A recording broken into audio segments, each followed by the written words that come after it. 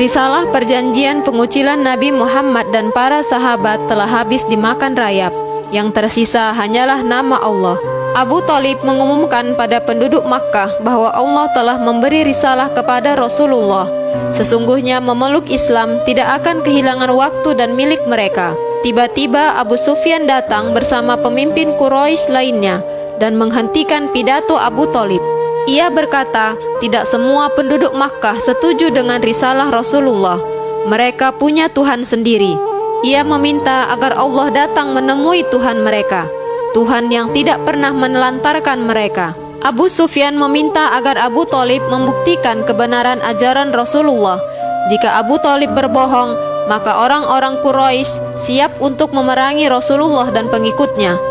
Sebelum mengumumkan perang, Abu Thalib mengatakan setelah perjanjian risalah itu tidak ada lagi keharmonisan di antara mereka, padahal perjanjian yang disepakati dulu telah habis dimakan rayap. Abu Thalib meminta perjanjian itu ditunjukkan di hadapan penduduk Makkah. Abu Sufyan menerima tantangan ini. Salah seorang pemimpin Quraisy mengambil perjanjian itu dari dalam Ka'bah, lalu meletakkannya pada tiang. Saat dibuka, ternyata ucapan Abu Thalib benar. Perjanjian itu habis dimakan rayap. Pedang Abu Sufyan terjatuh. Ia terkejut melihat hanya nama Allah yang tersisa. Isi perjanjian ini adalah pengucilan Nabi dan pengikutnya selama 3 tahun. Mereka hanya memakan daun dan ranting, sebab naiknya harga-harga atas perintah Abu Lahab. Abu Sufyan tetap membangkang dan mengatakan itu adalah permainan licik Rasulullah. Tiba-tiba, pendeta Ismail berteriak, dahulu tongkat Nabi Musa dikatakan sihir, padahal itu adalah mukjizat Allah. Sejak peristiwa itu, penduduk Makkah tidak lagi percaya pada Abu Sufyan. Mereka lantas berbondong-bondong menuju rumah Rasulullah untuk memeluk Islam. Perilaku kaum kafir Quraisy semakin merajalela.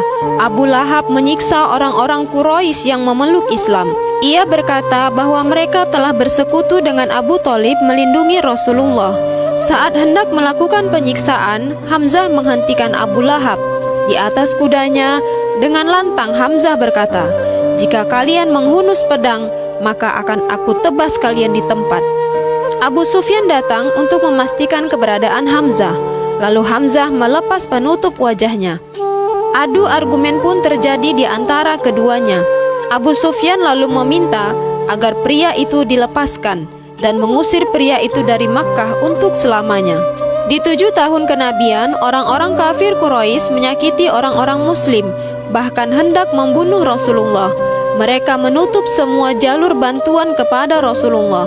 Pengucilan ini berlangsung selama 3 tahun. Kelaparan, anak-anak kecil yang sakit, namun mereka tetap bertahan hidup dalam agama Allah. Hamzah turun dari kudanya di depan kediaman Rasulullah. Anak-anak berkumpul, berharap makanan dari Hamzah. Namun Hamzah hanya terdiam. Seorang pria mendatangi rumah Rasulullah dan meminta doa atas kelahiran putrinya. Melalui Abu Thalib, Rasulullah berpesan agar memberi nama putrinya Aminah. Dan sebagai hadiah, Rasulullah memberikan kurma. Begitulah mulianya akhlak Rasulullah. Meski sedang kelaparan, namun beliau tetap memberi untuk orang lain. Hamzah berkata kepada ayahnya Abu Thalib bahwa ia tidak mendapatkan uang dan makanan. Semua orang takut memberi bantuan kepada mereka. Lalu Abu Thalib meyakinkan Hamzah bahwa masa-masa sulit ini akan segera berakhir. Abu Thalib menuliskan masa-masa sulit yang mereka lalui selama pengucilan yang dilakukan oleh kaum kafir Quraisy. Lalu Hamzah datang memberitahu bahwa kepala suku kafir Quraisy sedang berkumpul di Darun Nadwa membicarakan tentang Rasulullah. Mendengar berita itu, Abu Thalib berdiri dari tempat duduknya dan pergi ke Darun Nadwa. Ia meminta Hamzah agar melindungi Rasulullah. Dalam perjalanan, ia melihat seseorang membagikan makanan pada orang-orang Muslim. Ia pun mengucapkan terima kasih dan berlalu dari orang tersebut. Di Darun Nadwa, Abu Sufyan menjelaskan pada Abu Thalib bahwa kondisi ekonomi Makkah sedang terpuruk. Keterpurukan ini adalah akibat Rasulullah. Abu Sufyan mempengaruhi Abu Thalib agar mau bergabung dengan mereka dan tidak mengikuti ajaran Rasulullah. Abu Thalib menolak dengan tegas.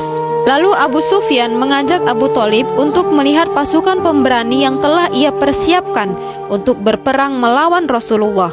Abu Thalib tidak takut dengan ancaman itu. Abu Sufyan kembali menegaskan, jika Nabi Muhammad tidak menghentikan dakwahnya, maka peperangan akan dimulai oleh anak-anak Bani Hashim. Abu Sufyan memberi waktu pada Abu Thalib sampai esok hari untuk mengambil keputusan. Dengan langkah goyah, Abu Thalib menusuri jalan menuju rumah Rasulullah. Saat menaiki tangganya, ia mendengar surah Al-Fil yang dibaca oleh Rasulullah, di mana Allah menolong kota Makkah dari pasukan Gajah Abraha. Begitulah keyakinan Rasulullah akan pertolongan Allah kepada orang-orang yang berjuang di jalannya. Sallallahu alaihi wasallam.